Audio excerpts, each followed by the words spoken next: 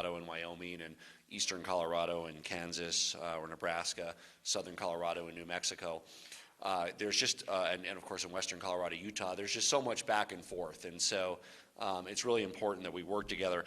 I'm also glad to report that while the dates and the exact policies might differ on the details, our neighboring states are really stepping up and handling this crisis in a similar manner to Colorado. I'm confident that cross-border traffic and the daily interactions between Colorado and our neighbors is a good one. I also discussed the opportunity to share ventilators if needed because of the different peak times in different states. I had that conversation specifically with a couple of governors. They're very excited to work with us where if there's a time where they have a peak and we can move some ventilators there, if we have a peak, they can move some here. That helps us all to be able to do that in a more unified way. So I'm really proud to report that we have some terrific governors in Wyoming and Kansas and New Mexico and Utah.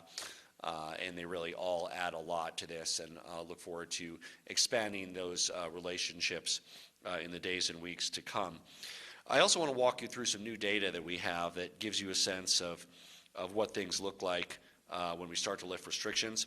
Coloradans have done thus far a good job staying at home. We really need to keep it up. Stay at home except when absolutely necessary. That's one of the most important tools we have that can flatten this curve and allow us to get back to some sense of normalcy sooner rather than later. But we also know that we're in this for the long haul. The virus isn't going to disappear or go away anytime soon. We need a way of life that is sustainable. That means sustainable psychologically and economically and socially. We know that staying at home isn't. It's a horrific thing for the economic devastation that can cause. It's a horrific thing psychologically. We're social animals. We love to be with our friends and family. It's really hard for kids not to be able to go over to grandparents' house and for people not to be able to visit with their neighbors. So we know that's not sustainable. We need to keep it up now. But we also need to create a way that we can live and live first and foremost, paramount. We don't want to forfeit our lives. We want to live, but live in a way that's psychologically, economically, and socially sustainable throughout summer until the virus is addressed through a vaccine or a cure. And I think we all know this, but it's important to state it again, that as we reopen our state, things are going to work differently than they did before, and that we need to really implement and enshrine some of these social distancing measures in the way we live, the way we do business, the way we work, the way we play for a matter of months, really until there's a vaccine or effective clinical therapy, or if neither of those occur, someday herd immunity, which only happens after a significant percentage of the population is infected. But the science and data will really provide the information we need to adapt our policies. And I do say adapt because there's no state, no country that's going to get everything right. Policies will have to look at real data and be modified over time based on what's actually happening to really build upon what works and change what isn't working. Because until we have immunity or a cure, our actions are designed to really achieve the following. And these are the principles that we operate by and our guiding light. One is sustainability. That means social distancing needs to be in a place where it's economically, psychologically, socially sustainable, that we can do it for a period of months. Doesn't mean it's for the rest of our lives, but at least for a period of months. We have to have a way of life where people can earn a paycheck, earn a living, support themselves, that they're able to have some opportunities to recreate outside, and that it's sustainable for a period of months.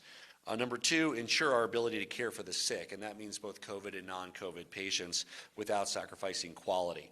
That means we'll have, after we have these additional beds, the medical surge that's in place that we'll give an update on, our confidence increases that we would not have to sacrifice quality for COVID or non-COVID patients as those increase. Third, we need to really show more success and increase efforts to prevent infection in people who are at high risk for severe symptoms. And that means additional steps beyond the steps for the general population, for older Coloradans, for Coloradans with pre-existing conditions, for facilities like nursing homes that are likely to have different measures than the measures that are for the rest of the population. And finally, reduce social, emotional, and economic disruptions. Our goal is the maximum amount of economic productivity with the minimum amount of physical proximity for transfer of the virus. Update on where we are with cases, 8,253. We have 1,624 hospitalized. We have a lot of new data today about releases from hospitals, who's still in and who's not. Very important, especially over time. We unfortunately have 348 deaths, and we mourn along with the families, the loved ones of those who've tragically lost their life in this pandemic. I want to talk about some new data that we are providing to the public that also is useful to us in decision making, and that's really in two main areas: facility level outbreaks and hospital discharge data. On Monday, we talked about how we're adding racial data on reporting. We're also going to be reporting this new information starting now. First, on facility level outbreaks, we will have a weekly report from the Colorado Department of Public Health with information about COVID outbreaks in long-term care facilities, nursing homes, correctional facilities, and other facilities. There'll be an initial report that will be later today. And this is a change that's really aimed at increasing transparency, better protection for the public, and providing more insight into the extent of site-based coronavirus outbreaks.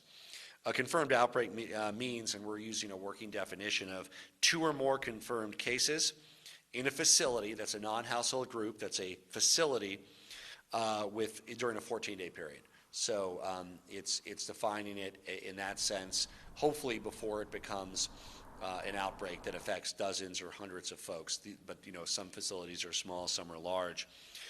There's a lot of kinds of facilities we're including in that. It's in healthcare, it's everything from long-term care facilities to assisted living, to independent living, to nursing facilities. Then on the correctional side, it's everything from state prisons, city and county jails, detention, work release facilities. And then there's other settings that include factories, congregate settings, and other types of facilities that bring people together in the community, as well as independent living facilities for seniors that don't necessarily have a healthcare component, but are themselves facilities. So we're trying to cast a broad net in providing greater transparency and reporting data. Also very important, discharge data. We finally have that here. This is from a majority of hospitals, over 90% of hospitals, so it's not like a lot of data we report every last person isn't in. But what it does give us a sense of is who's being discharged, and especially over time, we can see the different effective treatments. So we see people admitted, and then we can see them either discharged, and we'll know when they're discharged, 2 days, 10 days, 12 days. We'll also know, of course, if they don't make it, and that's already been reported, but that'll be able to be tracked back to hospitalization, and then hospitalization can either lead with successful release or with death. So that will be a very useful way of looking at it, especially over time, and as we plan around the capacity of hospitals, and some of those non-COVID patients start coming back and filling up beds. There has been a decline in non-COVID patients. Now, part of that is delaying elective procedures, and we know some of you are anxious to reschedule those. We know that you will be able to do so soon. But there's also some of you that might be fearful about seeking out hospital care you need, and I want to reiterate this. If you have symptoms like pain in the chest or dizziness that you would have called 911 or gone to the hospital 2 or 3 months ago, that should still be the way you operate today. We don't want people who are dying of heart attacks or strokes just because they're worried about going to a hospital. Hospitals are safe. There's always risks associated with any hospitalization, but those risks are smaller than if you don't seek the medical attention you need for a heart attack or stroke or other urgent medical condition. So please, if you're suffering from a medical condition or incident that you would have called 911 and gone to the hospital 2 months ago, you really should handle that the same way today. That's very important for your health. And we're going to continue to work with the hospitals to provide more and better information, work with our federal partners to ensure that everyone has access to accurate data for the general public, and of course for us to craft the very best evidence-based policies to respond. And I also want to congratulate those who've made it home from the hospital. after a bout with this deadly virus. We all need good news now, and the good news is that many, well, some don't, many do recover, and we celebrate their discharge and recovery. The next slide, please. And this is a very, very important one. First of all, this is projections, but I mean this is conceptually very important because this is really what over time informs all of the social distancing measures and what happens when. What this effectively shows is what are we achieving today. The reason this is trailing data is this shows date of onset. Now, we don't know date of onset in any conclusive way for people who got the virus a day or 2 or 3 ago. They haven't yet presented to hospitals, the subset of them that need it, maybe 10%. So we simply don't know. That's why this only goes through April 5th or 6th. But over time, this will always lag. But this will show what we are accomplishing through our social distancing. There's 3 lines on there, and we, as you can see, we don't yet know where we are, but it's where we expect to be if we have 70, 75, or 80% social distancing at the stay-at-home order. So we've seen something of a plateau. You can see that there, a leveling off. What we hope to see, of course, is that we've achieved 80% social distancing through the stay-at-home order, and then cases will begin to tail off, and we can more rapidly begin phasing back closer to normal economic activity. That's what we hope to see. What we fear is that it obviously could be worse. If it's only 70%, those cases will go up, and we have to do even more to contain the virus in Colorado. So this is a conceptual. I mean, it has real data based on projections from 10 days ago, but conceptually, this is the way we integrate data to make these decisions about when and how we can allow people the maximum amount of ability to support themselves in economic activity without piling up the death toll. So this is a key chart conceptually. There's different ways that we look at it. We use a trailing indicator of hospitalizations as one. We also look at tests and who's being tested and how. We can do this at the community level. But we know, and as we presented in prior weeks, we need to achieve a high level of social distancing to be able to end these severe restrictions. And the next few days are going to be critical. The next few days are going to be absolutely critical in this data because this is just through April 5th or 6th. It's not cumulative. These are daily new cases. And between that time and April 5th, it looked like there's a plateau. But we really need the understanding in the next few days.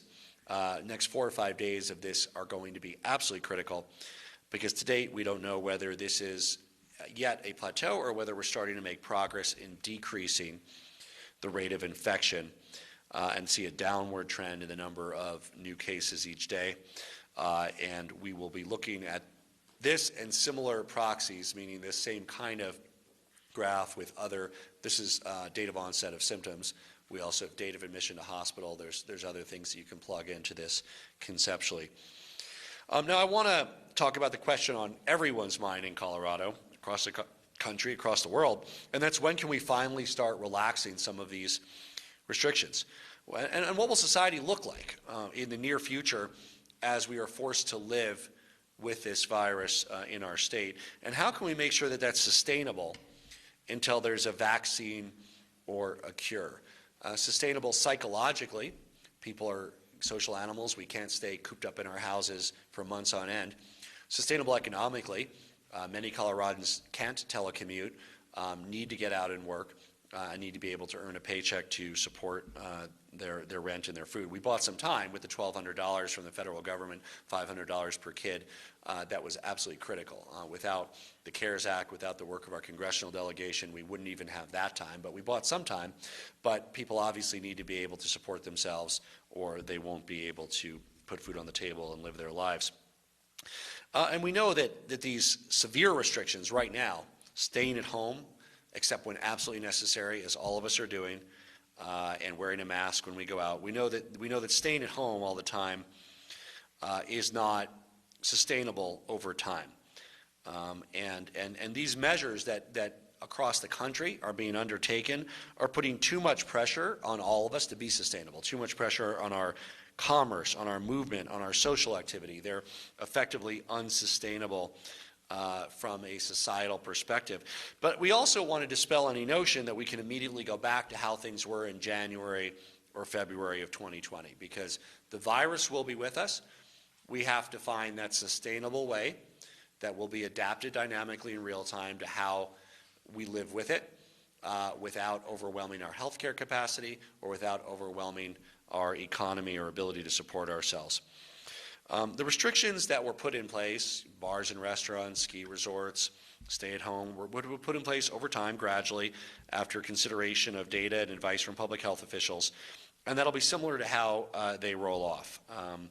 We're applying that same expertise and data as we modify different restrictions over time to create what is that sustainable way that we live for the coming months.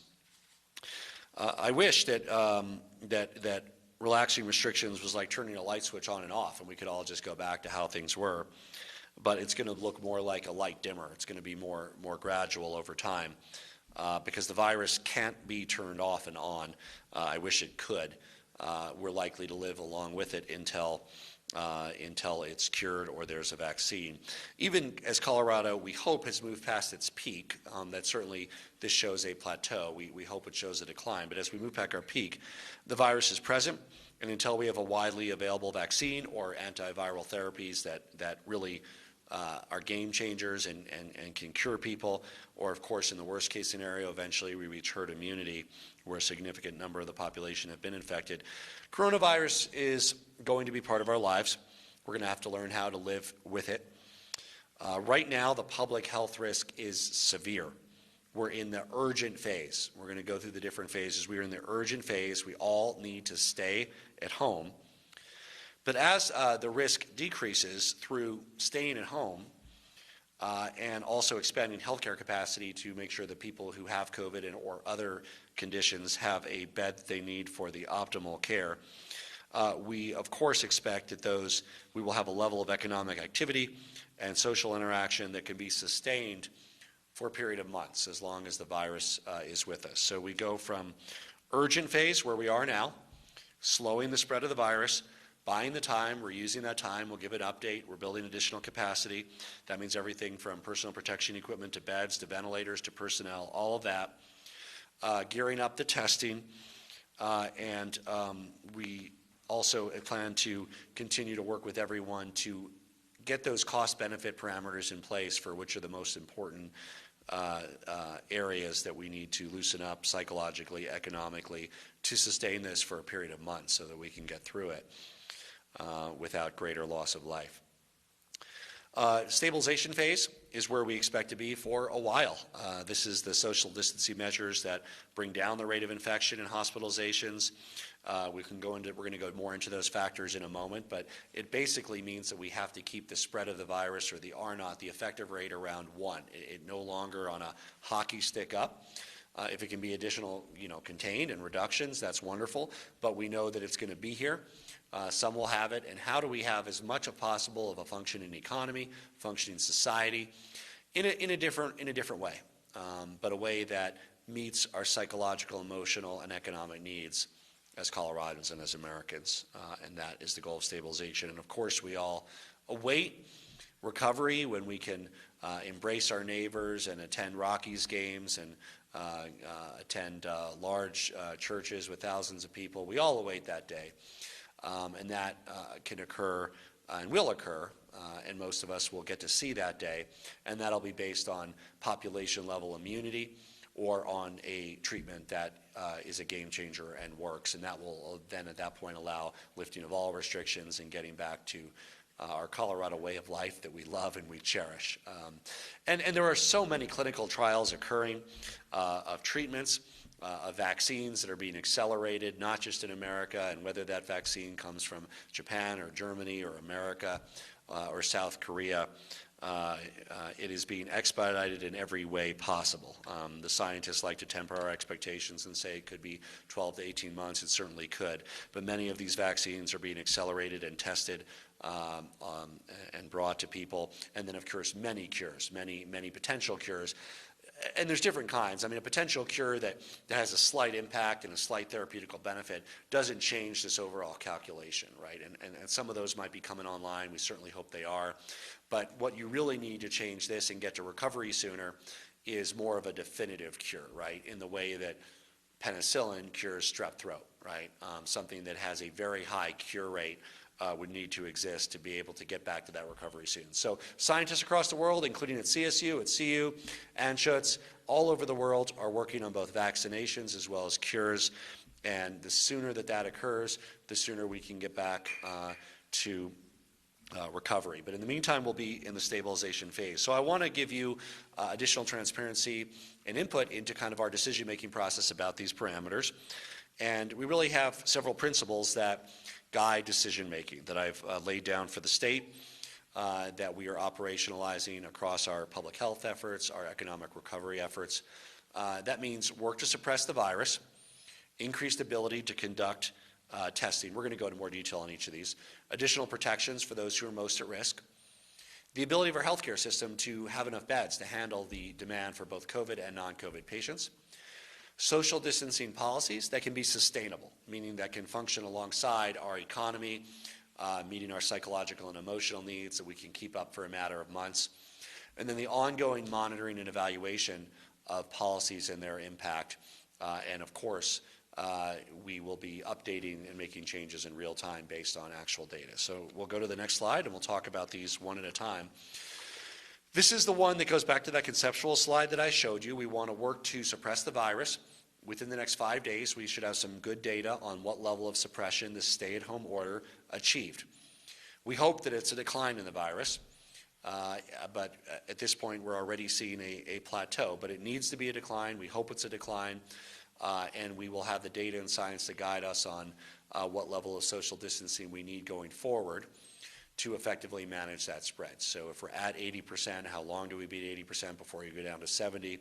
What do you do to get down to 70? How long is it sustainable for? All of those types of data are extremely helpful in making this decision. And it's not a decision, it's decisions. It's an ongoing daily and weekly thing. That's why the principles here are going to be more important than any one decision, because there's countless decisions that I have to make every day. We make them based on the data, and this is the way that we make them. We'll go to the next slide. The next concept is the increased ability to conduct testing and containment. That means building upon what we have already and have been building. It's not light on, light off. It's gradually getting brighter and brighter. We increase these measures. Now, the more ability we have, and that means expanded contract tracing capacity and epidemiology staff and isolation support, meaning how do we support people that have to be out of circulation for 10 or 14 days because they have the virus or they were exposed? Do they need groceries? Do they need food? Do they need entertainment? What do they need so they don't leave their homes? All of these things are very important. They start having an important effect. It doesn't have to be universal or nobody, and there's already work occurring. We launched the Stay-at-Home Isolation Services website the other day. We are doing contact tracing, but not at a scale that we need to. So as this increases, that increases our ability to be able to free up more economic activity and an ability to enjoy the Colorado we love. So, if we were doing 30%, if we were doing 50% of those who have it have some form of isolation services and support, the more people that are brought out of circulation when they have it, particularly those who have minor symptoms because they might otherwise not remove themselves from circulation, the better that we can reduce the spread. So that's been an ongoing work. You've seen the progress we've made to date.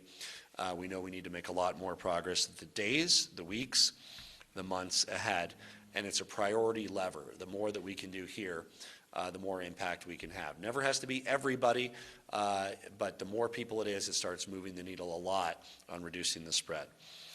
The next thing we're going to do is really focus on the ability to protect those who are most at risk for COVID-19.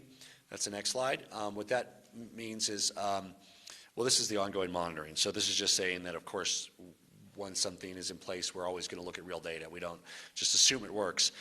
We always will look at the real indicators and the time. And of course, there could be the need to reinstate measures, even potentially including stay-at-home orders at community level, regional level, statewide.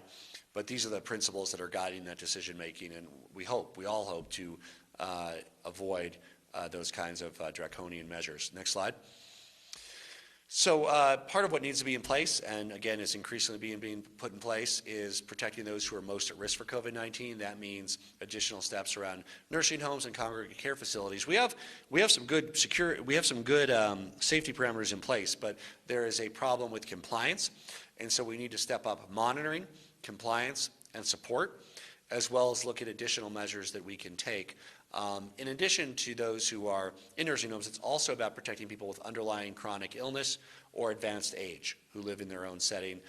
Could be folks in their 70s, 80s, and 90s, or folks that have respiratory conditions or other conditions. And so there's likely to be different guidance, different steps around those who have a much higher fatality rate from the virus than for others as we continue to act to protect them. And of course, an action plan to respond to outbreaks as they occur earlier rather than later, identifying outbreaks earlier and acting to mitigate them earlier. Next step. This is also underway. This is the ability of the healthcare system to handle the demand, COVID and non-COVID. I was up at the ranch in Loveland yesterday, 600 beds, Denver Convention Center, 600 beds. There's space for more, but initially having those beds along with additional ones, I think 50 or so in the Western Slope, and smaller facilities, 80 beds in Westminster, some in Pueblo. This is really important because we hope that we never have to use this space, but we need to make sure that it's there to be able to have the confidence to be able to allow for more economic activity, to end restrictions sooner rather than later, and to be able to even know whether the data will support these, because we don't want to be taking any action that could lead in a short-term basis to the overwhelming of our hospitals. The hospitals themselves have also increased their capacity significantly. We want to thank them, and we have the additional units available for COVID patients that are ready to be stepped down and go to a hospital-like environment where they can be monitored 24/7, given oxygen, and hopefully discharged. And that would free up the ICU bed for somebody else who needs it. Next slide.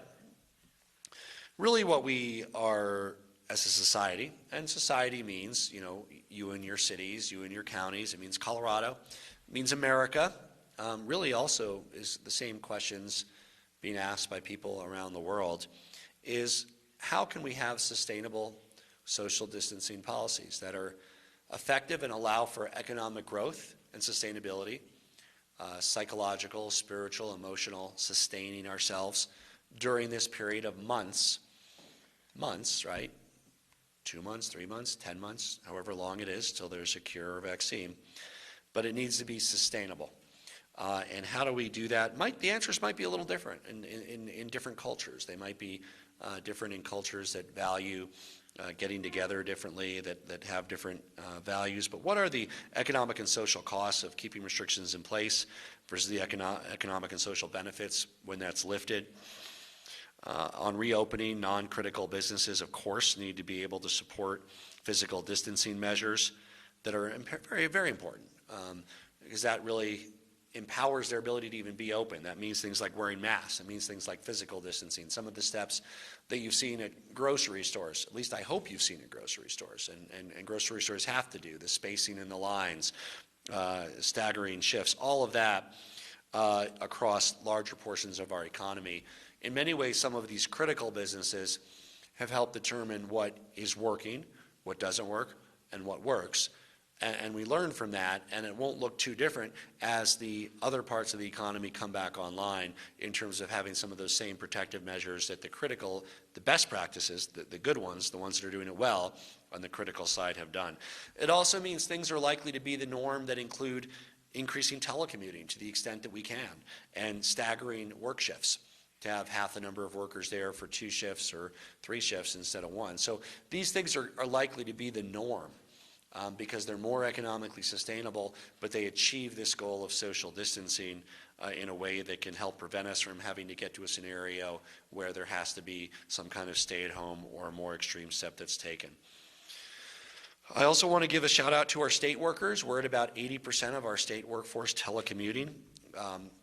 Leading by example, because we're a critical sector. Government services are critical, just as other, energy and ag and other areas are.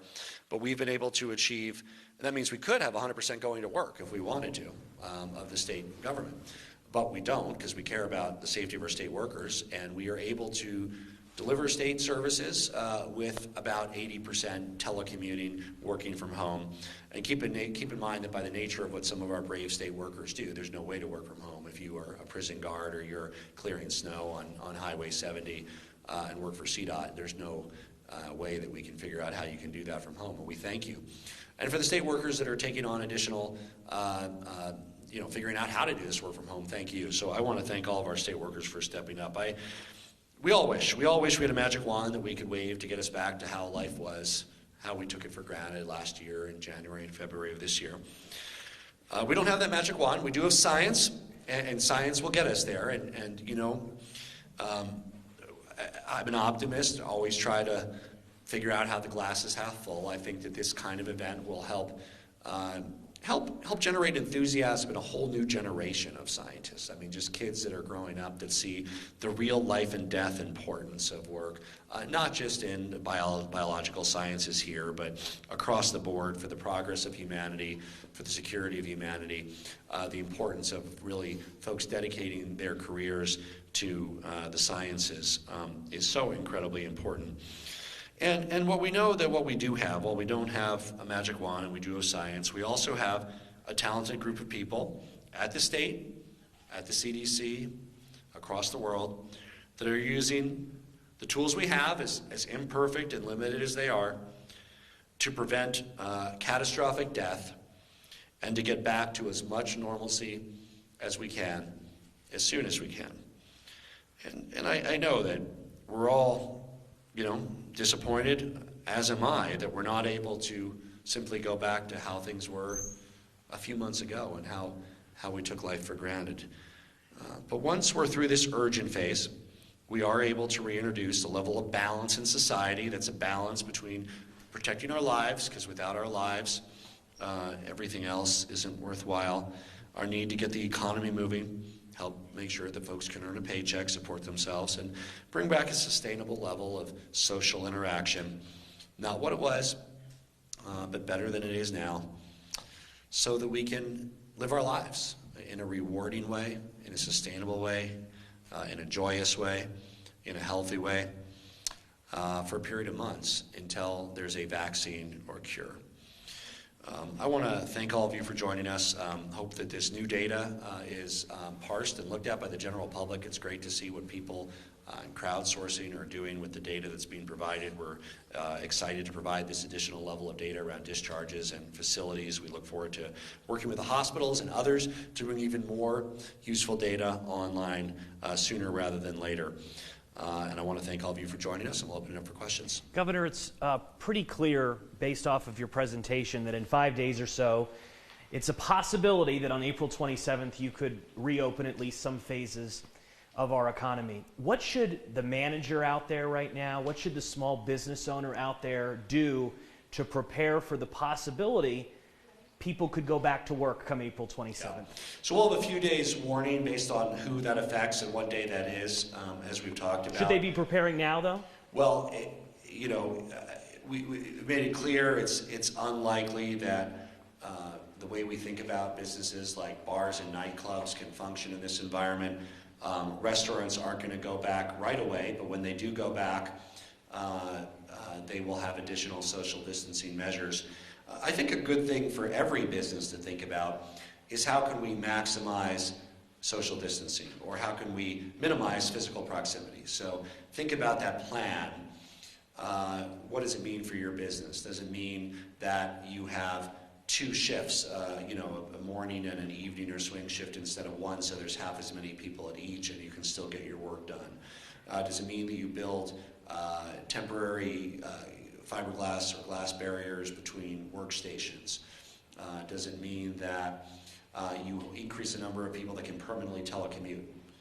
So those are the kinds of questions that businesses should be asking themselves. Different businesses will be able to, and businesses are functioning today, by the way, especially those that have a high percentage of telecommuters. I mean, businesses are functioning. It's the physical piece that's the the one that is limited, very limited now, and will likely remain limited.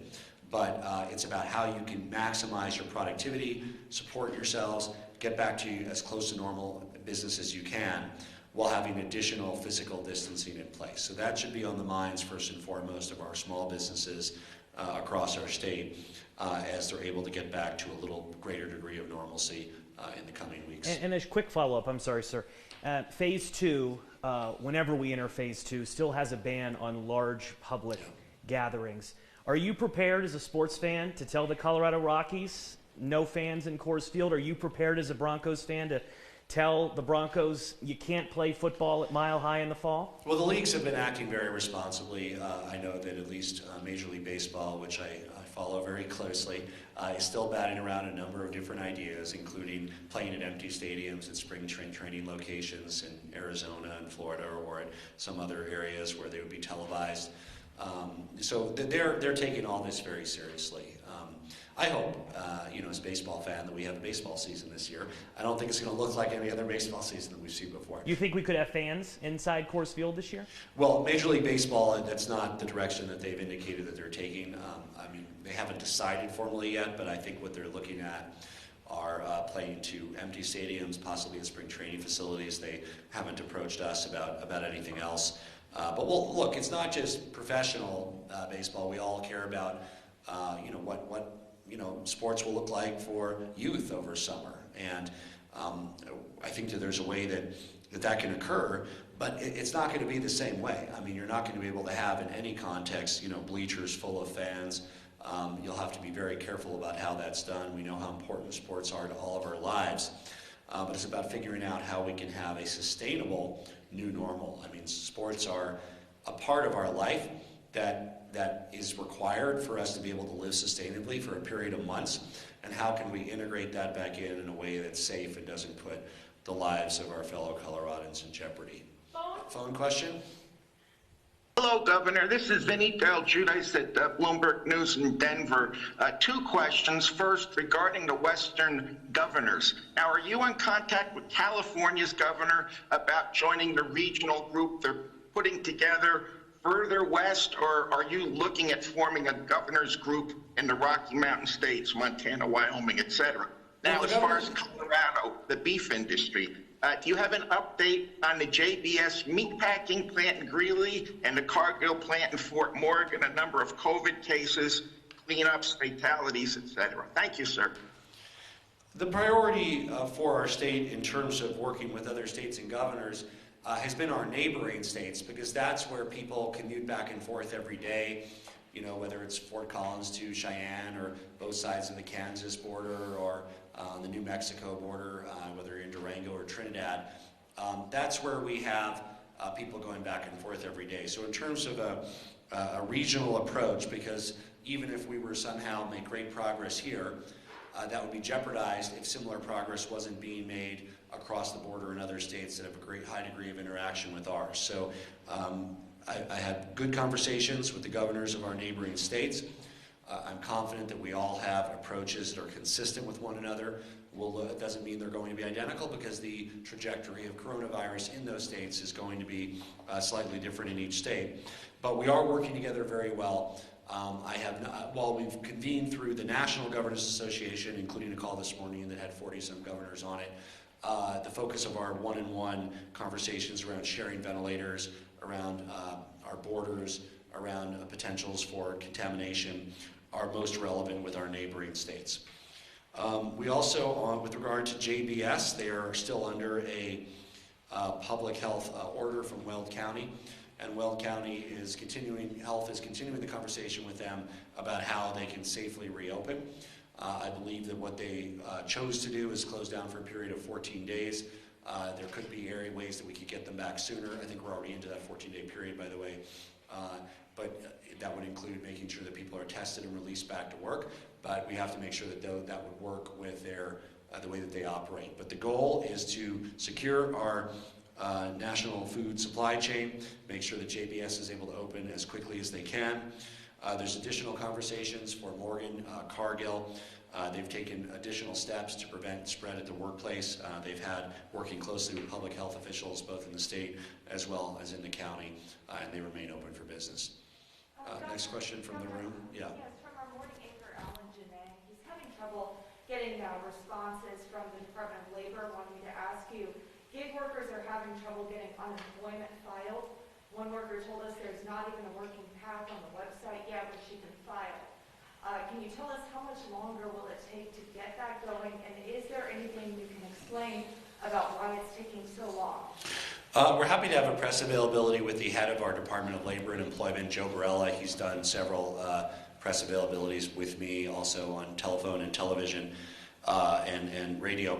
So we are really working for Colorado to be a leader in making all of this available through our statewide portal as quickly as possible. And that includes everything from the unemployment side to the extensions to the small businesses and support services to the Office of Economic Development and International Trade. So we'll be happy to have Joe Barella give you the update on the timing, but my direction has been bring it online as quickly as possible to make this available for Coloradans who need it. And quick follow-up, if you don't mind, there's supposed to be an additional $600 in help for the unemployed for as long as 4 months. Will that be automatic, or does it have to be applied for separately? And if it takes longer to start benefits to gig workers, will that 4-month time frame be shortened? So that's the CARES Act, which was the federal legislation, the bipartisan legislation that was passed that includes the $600 step up in unemployment insurance. All the guidance from the federal government has not been completed on that yet, but that would be another good question for Joe Barella to talk about the timing of the extra $600 with regard to the unemployment insurance that was part of the CARES Act. Some of that guidance is still being written by the federal government. Governor, The telephone next. Okay, no telephone. Governor, if the stay-at-home order right now is working, are you worried about, by lifting it, that more people are going to die, more people are going to be in the hospitals? I know you said that's kind of an eventuality that's going to happen anyways, but even more that are happening now. I mean, if this drops and cases spike again, isn't that a huge problem? Well, unfortunately, more people will be in hospitals, more people will die in every state of the country, in every country of the world. There might be a few countries that can eliminate the virus from their borders. Taiwan, perhaps New Zealand. They're assisted by being islands, by not bordering other places. They can have quarantines of individuals who visit. It's possible. Doesn't mean they're going to succeed, but that's New Zealand's goal, that's Taiwan's goal. That's not America's goal, and it can't possibly be Colorado's goal, because we don't control who moves here across other states. If somehow we had severe policies that eliminated the virus from Colorado, we'd be reinfected the next day from somebody who was visiting from another state, even visiting family here in Colorado. So our goal is to figure out how we can have a sustainable way of not overwhelming our healthcare system. I mean, you remember from the very early days, we talked about reducing the peak so that it never overwhelmed our healthcare system, meaning that everybody who gets COVID and those who have another condition like a heart attack or stroke, everybody should have that fighting chance at survival that the the high quality medical care provides. And most COVID patients are going to be just fine. 9 in 10 won't require hospitalization, medical intervention. 1 in 10 will. And by the way, those rates are higher for older Coloradans and those with pre-existing conditions. But this condition, COVID, can be fatal for people of all ages. But the good news is there's also people of all ages that can make it through. There's people that are survivors that are 104 and survivors that are 20 years old, just as there's victims in both age groups as well. So the challenge is, how do we create a sustainable way to live for the many months that the virus will be with us? The answer is not staying at home for many months. It's not possible. It's not possible economically. People need to support themselves. Businesses need to exist. It's not possible psychologically. Humans are social animals. We need to find a sustainable way that we can live for many months. And at the same time, make sure that we don't overwhelm the capacity of our healthcare system, our hospitals, to be able to give everybody who contracts COVID and everybody who contracts another condition, be it appendicitis or some other kind of infection, a fighting chance based on our high quality of health care to get better and live their lives. Governor, you said that restrictions would roll off similar to how they were put on piece by piece. Does that mean generally you expect some of the first things to be closed, be the last to open, things like ski resorts, bars, restaurants? Not necessarily.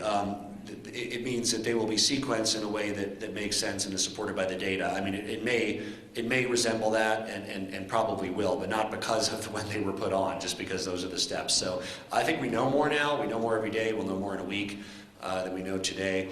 We always wish we knew what we will know a week from now today in terms of who's affected and where. But yes, they will be modified in a similar way that they were put on, but that doesn't mean that each one is the same order or even exactly the same as it was. It's all based on how we can maximize economic productivity while minimizing the need for physical proximity and interactions. Telephone? Governor, can you hear me? Yes. Okay, sorry, didn't work before. Charles Ashby from Grand Junction Daily Sentinel. So, hey, we're hearing a lot of reports around here, and I know I've seen some stuff going on statewide about neighbors reporting on other neighbors for not following the orders. I'm seeing a lot of rebellion out here against your orders, which have been called tyrannical, against local health department orders, being equated to Nazism. How do you react to that? What do you say to those people who are clearly getting frustrated with this stay-at-home order? Well, first of all, as you know, as a Jewish American who lost family in the Holocaust, I'm offended by any comparison to Nazism. We act to save lives, the exact opposite of the slaughter of 6 billion Jews and many gypsies and Catholics and gays and lesbians and Russians and so many others. That being said, we know that these steps are difficult, and it's not a contest to see what you can get away with. It's a contest to see how well you can stay at home. You're not, by not staying at home, by having parties, by congregating, you're not sticking it to the government, you're not sticking it to Jared Polis, you're sticking it to yourself. Because you're putting yourself and your loved ones in jeopardy, and you're prolonging the economic pain and difficulties that your fellow Coloradans face.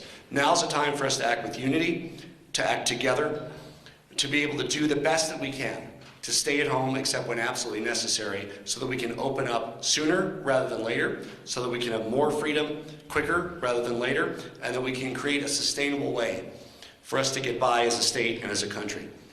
Next question from the room. Governor, the level of testing has continued to seem to fluctuate up and down daily. Do you anticipate that will increase at some point soon, and what is holding that number back? Yeah. So as we get to this new sense of normalcy, testing is going to be a bigger part of our lives. Right now, remember, we are staying at home. We're in a mass quarantine. So if you have COVID symptoms, we are not instructing people to go out and get tested. We're instructing you to stay at home and isolate yourself because we're in a mass quarantine. As we move towards a more targeted quarantine around who actually has COVID-19, that'll be based more on testing and then isolation and support for people who've contracted the virus and those who are exposed to it. So part of that is increased use of contact tracing, increased use of testing. We're looking forward to continue to scale that up over time. I think we're doing something like 12 times, or 10 to 12 times as many tests as we were here in Colorado when the COVID crisis started just barely over a month ago. Are you also waiting on reagents and other supplies, though? Yes, that's the limiting factor. We have the ability to process in our labs, public and private, over 10,000 tests a day here in Colorado. We need to and are working on the additional swabs, reagents, to be able to safely administer those tests. We're monitoring new protocols for ways that we can deliver those tests in ways that are make more sense with a constrained supply system, which really affects every state, every country. The enormous demand, the industrial capacity is increasing. I'm confident that that number will continue to increase. Maria? Governor, I have a question from Univision Colorado. Tenemos denuncias de trabajadores que aseguran que la planta de carne JBS continúa operando con algunos trabajadores y no tienen protección. ¿Tiene alguna información de esto? ¿Se establecerá alguna sanción futura contra la planta? Emitimos una orden de salud pública para cerrar la planta JBS por 4 días ahora. Están abriendo de manera limitada y trabajando con el condado de salud Weld en esos planes. Ellos van a ser cerrados, es su plano de JBS hasta unos 14 días. We'll take one from the phone. Yes, hi, it's Marianne Goodland from Colorado Politics. Can you hear me okay? Yes. Hi. I want to go back to the question I asked you a week ago regarding the real estate industry. I'm still hearing a lot of complaints from folks that the guidance they're getting from the Department of Regulatory Agencies, according to one person, is basically shutting down the industry.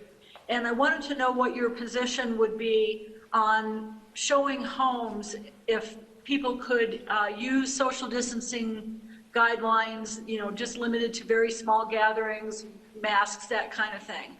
Yeah, that's all part of the new normal will be the social distancing. Right now, as we indicated, we're in the urgent phase, we're in the stay-at-home phase. There's unlikely to be large open houses with dozens and dozens of people in the near-term future for the real estate industry. But yes, of course there will be showings with social distancing. Transactions are still occurring every day. I have a friend who bought a house, another few that have them listed. People are doing virtual tours. They're lining up for when they're ready to go. People are even making offers.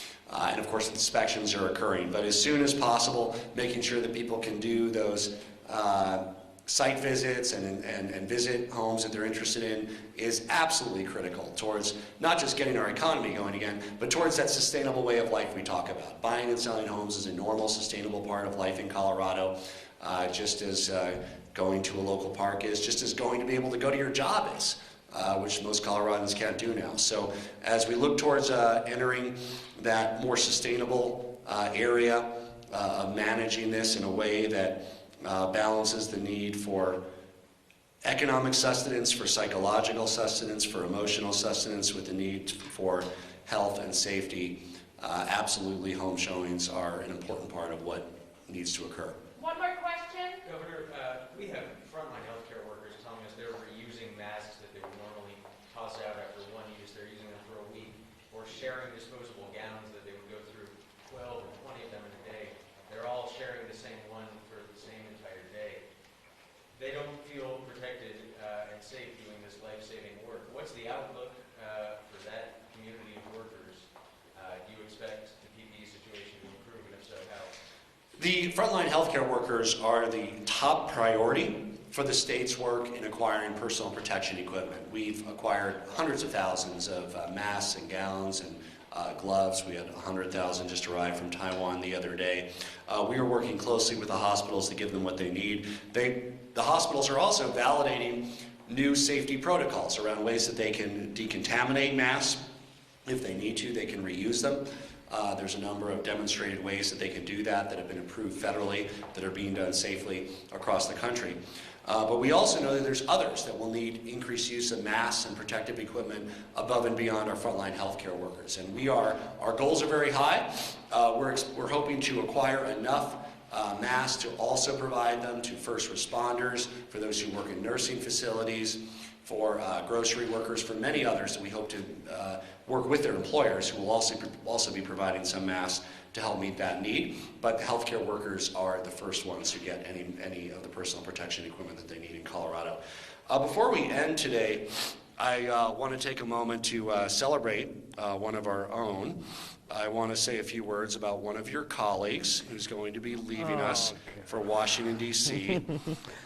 Stay safe in the airport and on the flights. And if you're showing your home, you might have to show it virtually if you're selling it. Joe, for those of you who don't know, we just call him Joe from Ohio. Joe from Ohio.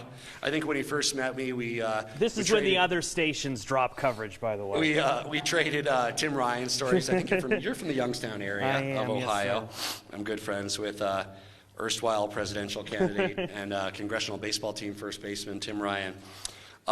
Joe is leaving us to become the national political editor for the Scripps television service in Washington, D.C. Joe, it's been an amazing pleasure working with you. I look forward to staying in touch. We were able to find a cake, which is not as easy as it was these days. And I just want us all to give Joe a warm Colorado send-off. Thank you, sir. Safe travels. Thank you, Governor. I'm still going to grill you, by the way. Yes. Thank you, Joe, and thank you all for joining us. We look forward to working with the hospitals, with CDPHE, to provide additional transparency around all the data that we're able to get, data that we want to get, that we're trying to get from hospitals, both for the general public as well as for our own decision making. What's most important for Coloradans at this time is to stay at home, except when absolutely necessary and you need to go out. It's important that the more successful we are at staying at home, the data will bear out how successful we are. The sooner we can get back to a sustainable way of life, economically, psychologically, emotionally, and socially, and that's our goal here in Colorado. That's the goal of the United States of America, and that's the goal across the entire world. Thank you. Thank you, Governor. Well, a tip of the cap to an old colleague of mine, Joe St. George from Fox 31, as he gets ready to go off to Washington as the governor salutes him on his way out. Clearly, there was a lot of data in what the governor just had to say, but there certainly was also that moment of poignance when a pointed question came in from the Western Slope, referring to people on the Western Slope unhappy with the stay-at-home orders, frustrated to the point where the questioner referred to it as a form of Nazism. The governor very much taken aback by that and became emotional in very much taking umbrage at the question itself. So that was certainly the moment I think most people will remember from that press conference more than anything.